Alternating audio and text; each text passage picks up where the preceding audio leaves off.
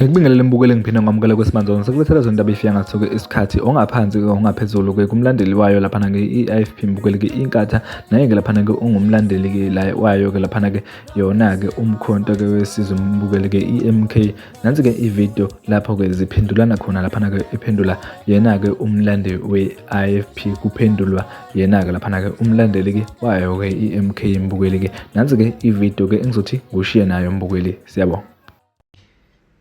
Yemali noma yiphilisi lalela ke bhuti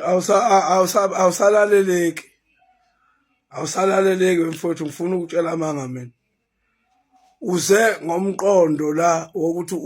uzodelela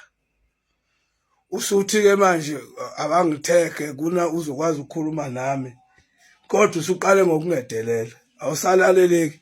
angifuni ukutshela amanga awusalaleleki impela uma usukwazi ukuthi uvele usukele ukungitshela ukuthi mina